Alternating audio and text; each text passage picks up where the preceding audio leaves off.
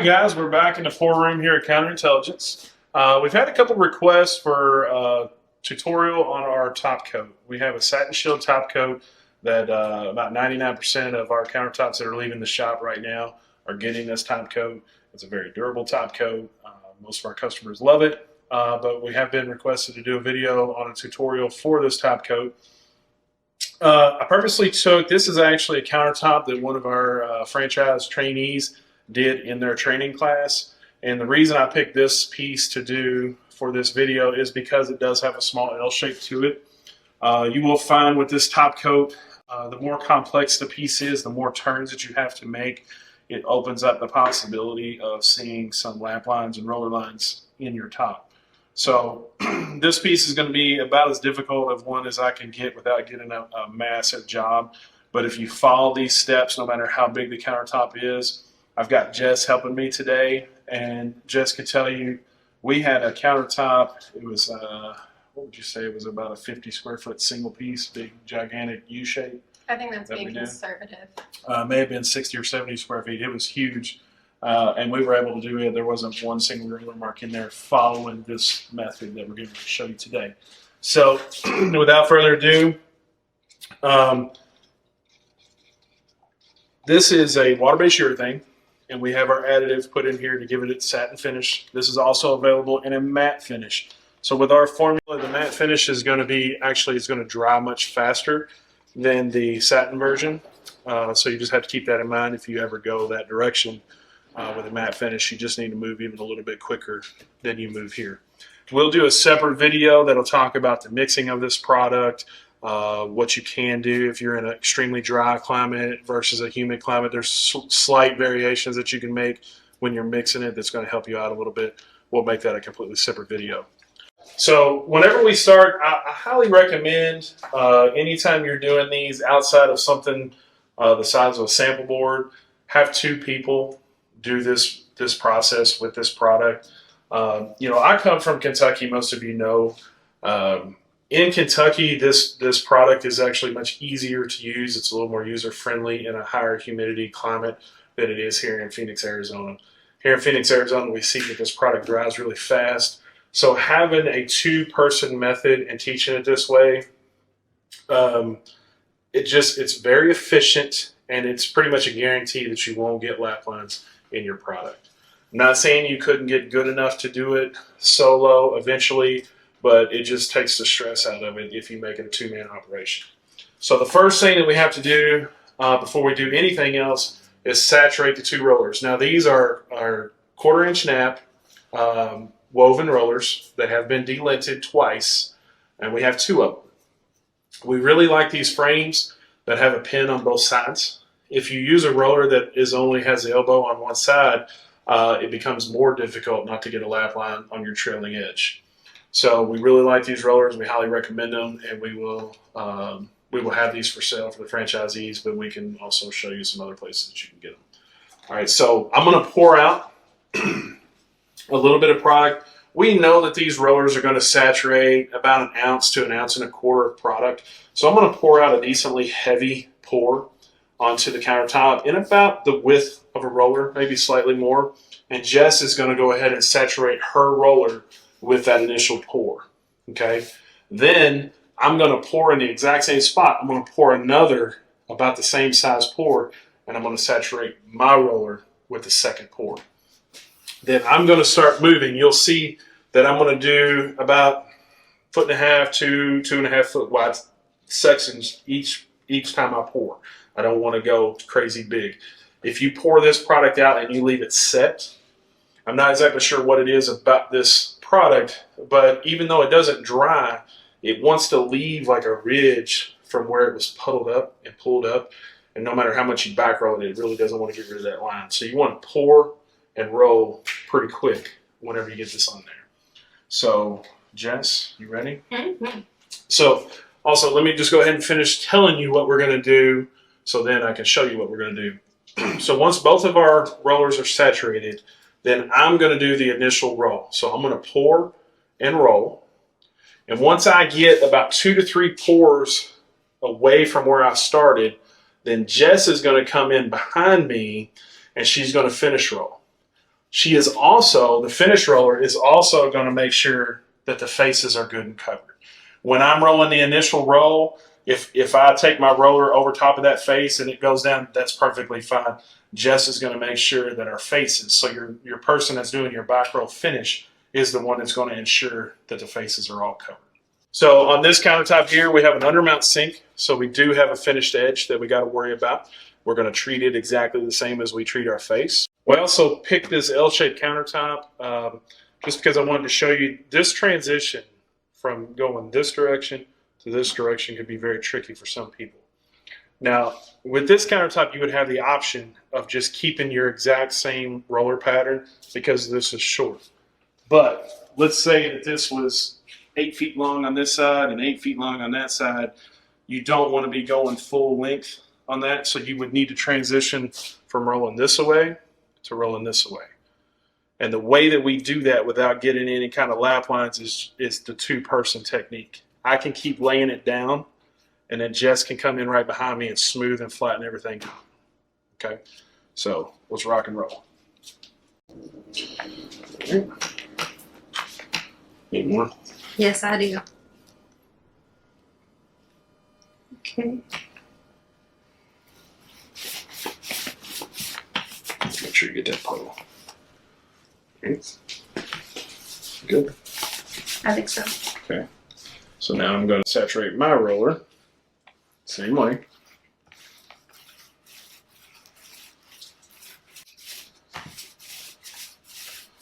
Okay. We're ready to rock and roll.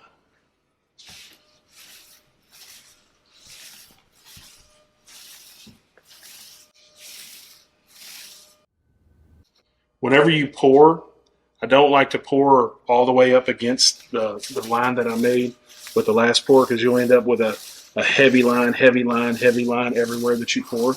So you always want to stay an inch or two away from your pour line, your wet edge. Whenever you get to the sinks, you're obviously going to have to change direction a little bit when you spread it out. I've got a ton in my roller, so I've got enough to just take back here. And then before Jess gets to it, I'm going to go ahead and roll it the same direction that I rolled everything else. Just so her life is a little bit easier. Okay, so now I'm 3 pours out in front of Jess. So now Jess is going to go ahead and start back rolling the top. So our camera guy here is going to try to get both. So anytime that I'm going in a direction and I come to a corner, I want to try to go all the way to the end of the piece in the same direction. I don't want to change directions until I get all the way to the far end.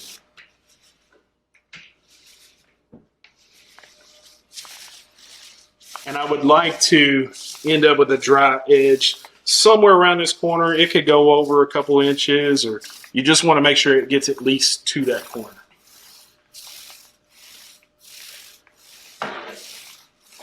Okay. Now I'm going to shift.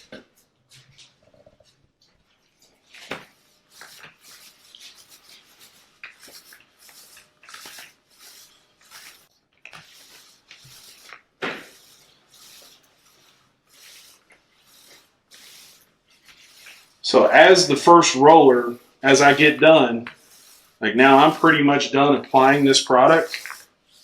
I've got a lot of product in my roller. To help my finish roller out, I'm going to go ahead and just get some product onto the face. And that's just going to make her life easier when she gets out here.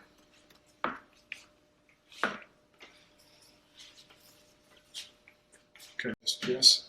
So go ahead and shift over with the camera and watch her technique. Jess is actually pretty good at this. You don't want to be too aggressive with your back roll. You don't want to be using a lot of pressure. You want to just kind of let the weight of the roller roll over top of it. So the sink slowed her down a little bit. So now she knows once she gets over here, she's got to go ahead and move.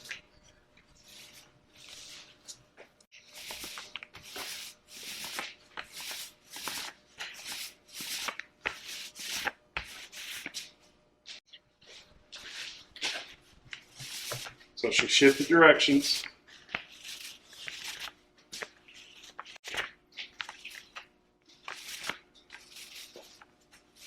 One thing too is you want to make sure you don't roll too fast.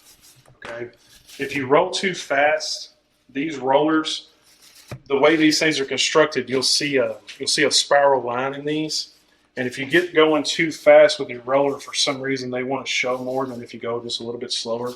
I think it just has to do with the product needs just a second to come out of the roller and to lay down onto the top itself. So now she's being very gentle with her final finish roll. She's just letting the weight of the roller do its thing.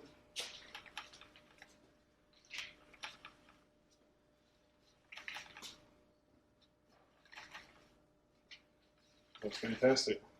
Okay, so now her roller rolls very freely.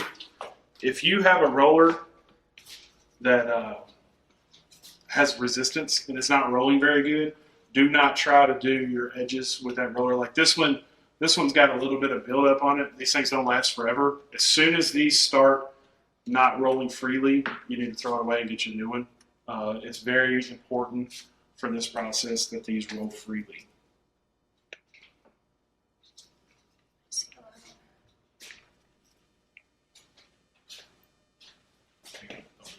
That's it.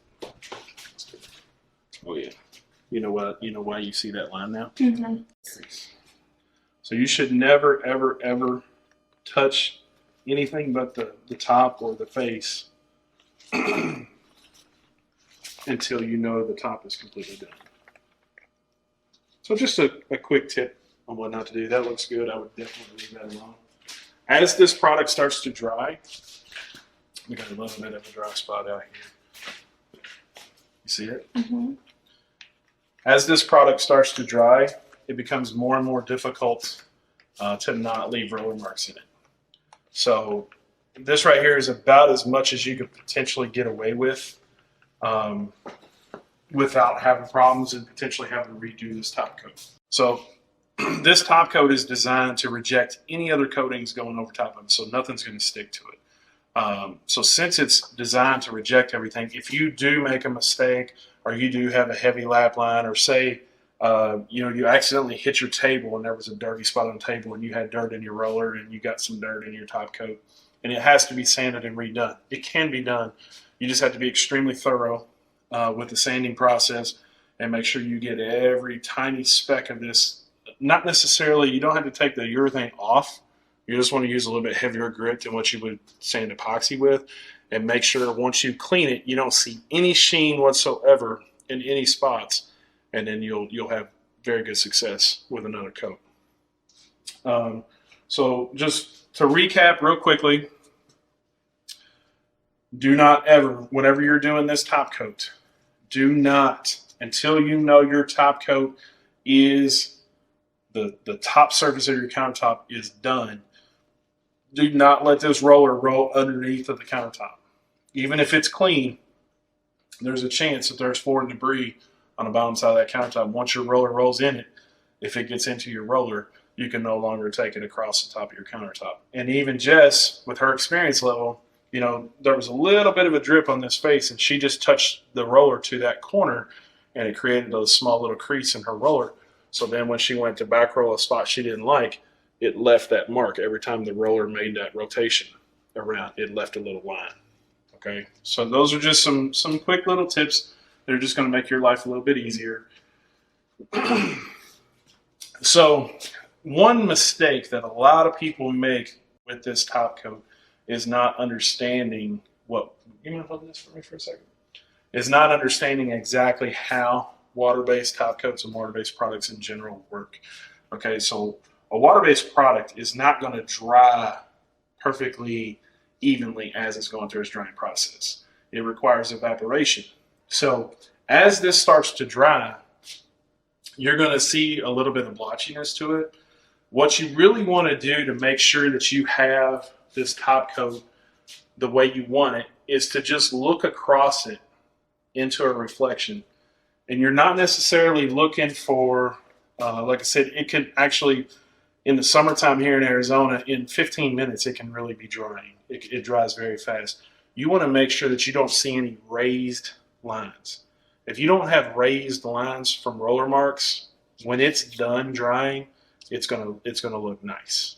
Okay, so don't panic if it doesn't look perfectly even as far as the sheen, because this product starts to dry very quickly. Okay, your main thing that you're looking for is any ridges. If you have ridges that stick up higher, no matter how long it dries for, they're never going to go away. You're always going to see them. So that's really the main thing that you're looking for. You see, we don't have any roller marks. You can see the reflection of the light in the grit that's in this top coat all the way across. So if we wait just a few more minutes, this actually might start looking a little bit blotchy as it starts to dry. But as long as we don't have any ridges in it, you just have to trust the fact that it's going to look good when it's done.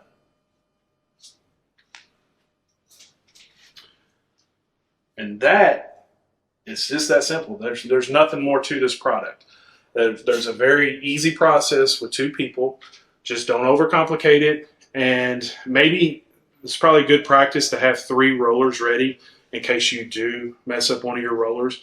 But just keep in mind, let's just say that I got halfway through and I dropped my roller on the floor and now it's dirty. I cannot use it on my top coat. If I had a 3rd one ready to go, I'm good. Okay, I can grab it and I can go.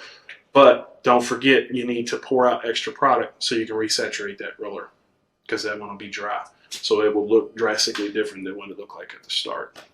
But other than that, that's all there is to it. And we'll see y'all on the next one.